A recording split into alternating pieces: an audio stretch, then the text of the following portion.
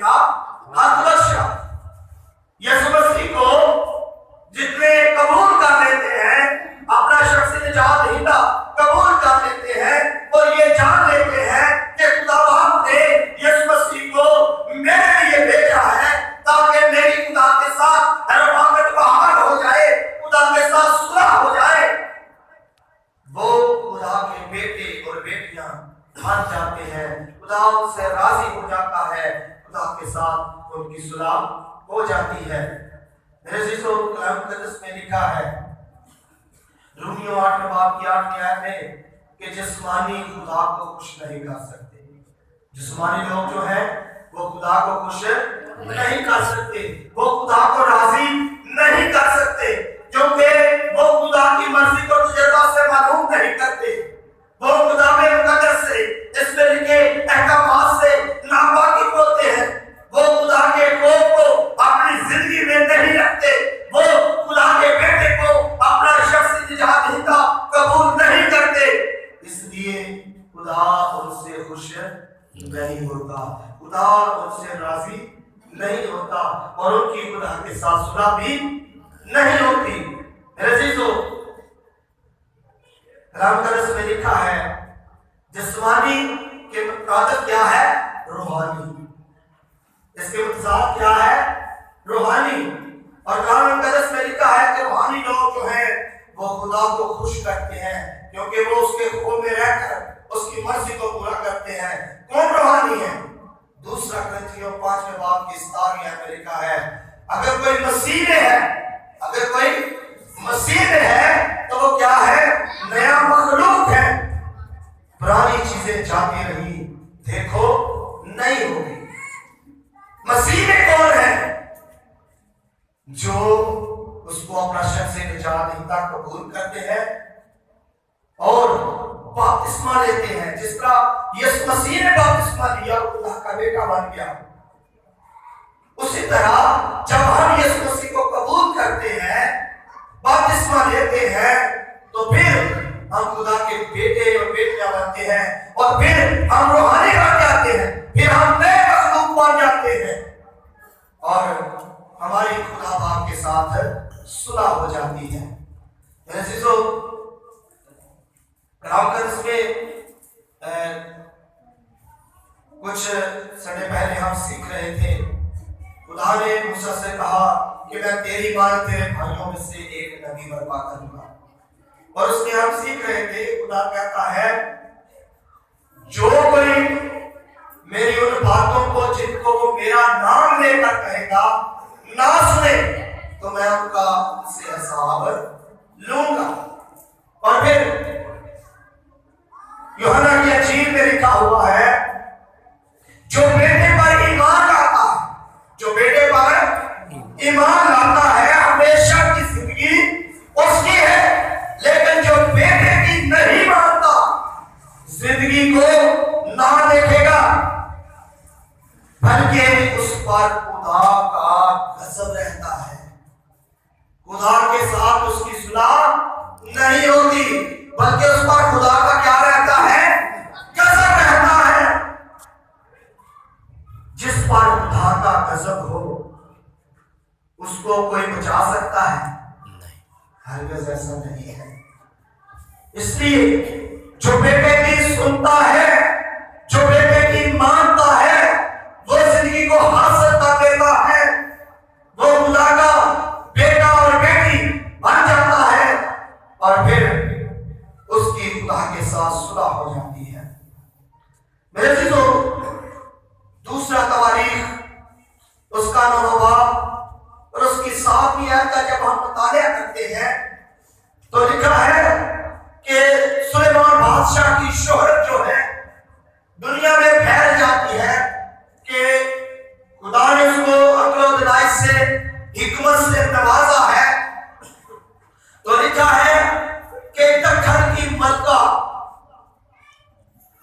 उसकी शोहरत सुनकर उसको देखने के लिए आती है, वो आकर उससे सवाल जवाब करती है और फिर कहती है कि जितना मैंने सुना था उससे कहीं ज्यादा खुदा ने तुझको हिकमत दी है। और वो साथ लिया तो कहती है खुदावंद तेरा खुदा मुबारक है। खुदावंद तेरा खुदा क्या है? मुबारक हो जो तुझसे राजी हुआ, जो तुझसे क्या हुआ? राजी हुआ और तुझको अपने तख्त पर बिठाया। वो सभा की मलका जो है वो जान गई कि खुदा सुलेमान से राजी हुआ है, इसलिए उसने इसको हिकमत अक्ल दराई से नवाजा है। और फिर क्या कहती है? उसने तुझे अपने तख्त पर बिठाया है। जिस तरह खुदा इंसाफ करता है, पूरी कायनात का बादशाह है, सब बादशाहों पर भी बादशाह है, कहती है उसी तरह उसने तुझको हिकमत दराई बख्शी है। तू भी रास्ते के साथ लोगों का इंसाफ करता है। खुदा ने तुझे अपने तख्त पर बिठाया है।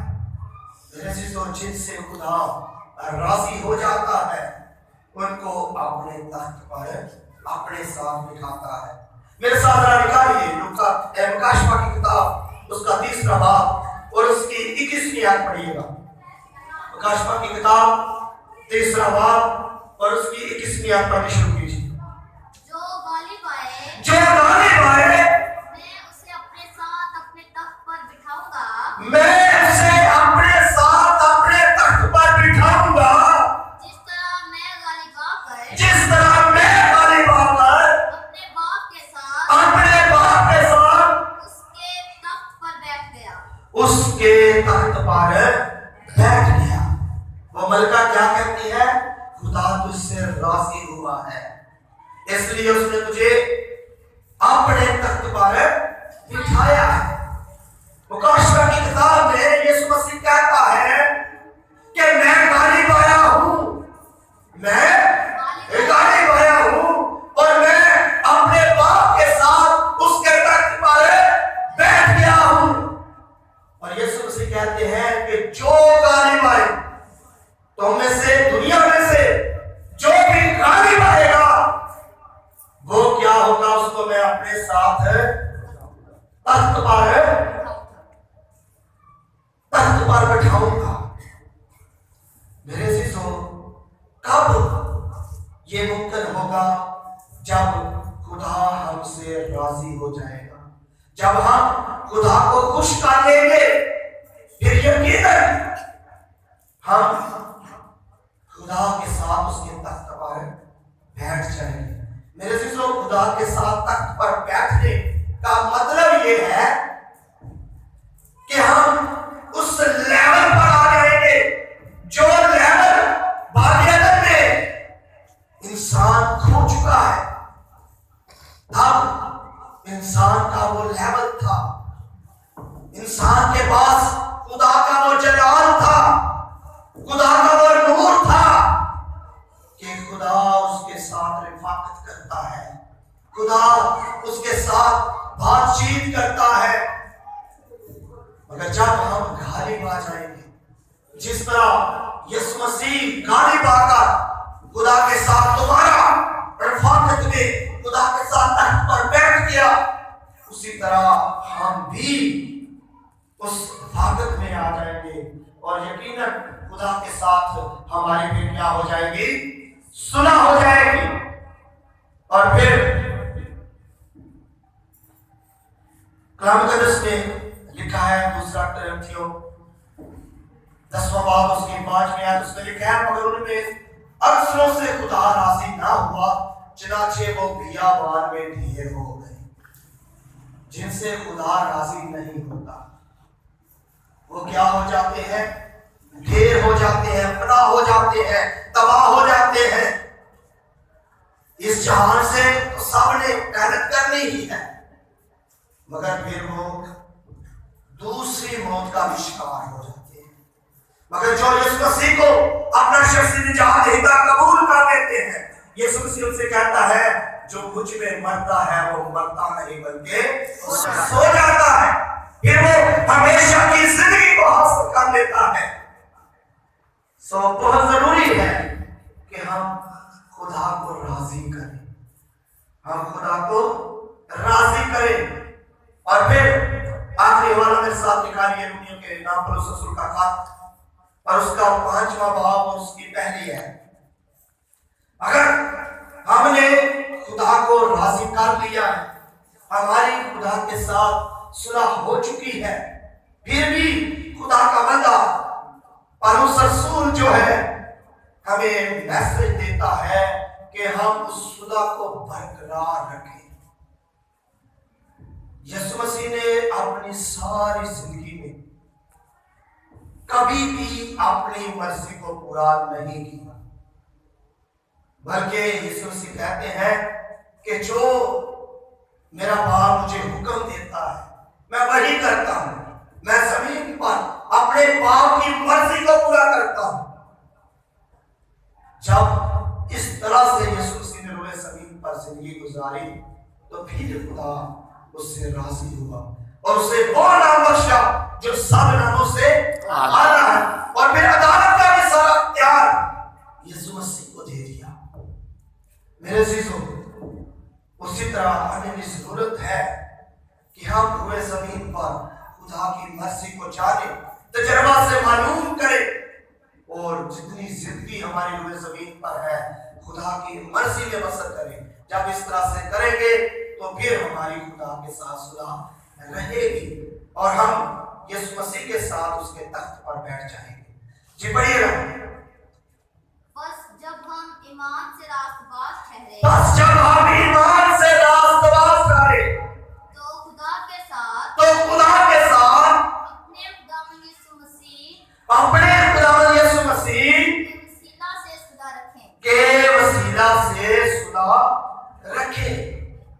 मेरे अजीजों, खुदा का बंदा कहता है कि हम ईमान से रास्तबाज ठहरे।